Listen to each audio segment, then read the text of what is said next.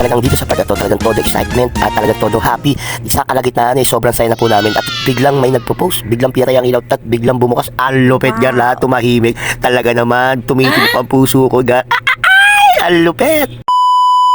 Yes, Gar, ito na po ang ating part 2 Thanksgiving ng Samara Baby and Kids. O, di ba, napakaraming tao. Pero bago yan, Gar, sinabihan ko na po sila dito. Lalabas muna po tayo. Inannounce ko muna po talaga ng mga kailangan. Nasa labas muna, tapos papasok ang entrance. Napakaganda talaga ng program. At syempre, pagkatapos nasa labas na po sila, pagpasok po nila, atakit po sila sa stage, no, Gar, no? At doon sila mag-perform. Syempre, gada isa, may grupo po yan. 10K po ang kung sino manalo. Ang lupit talaga ng Thanksgiving po nito. Talagang daming surprise para sa mga tao po ni Ma'am at ni Sir. At talaga namang grabe, mga kasama sa buhay. Grabe talaga ng mga ang lulupit, Gar.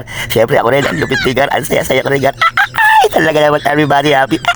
Ay, talaga naman, oh, di ba, Gar? Siyempre naman, matik na, Gar.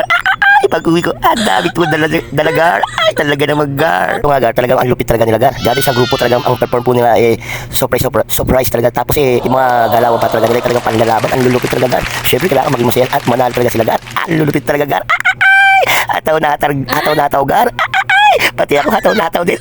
Kasi alam ko marami akong iuwi at uwi. Ay, talaga naman, Gar.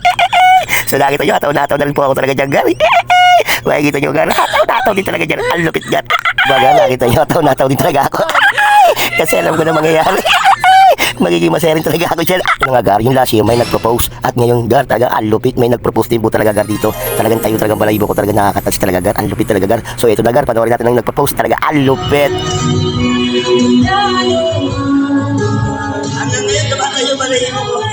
Si Ma'am.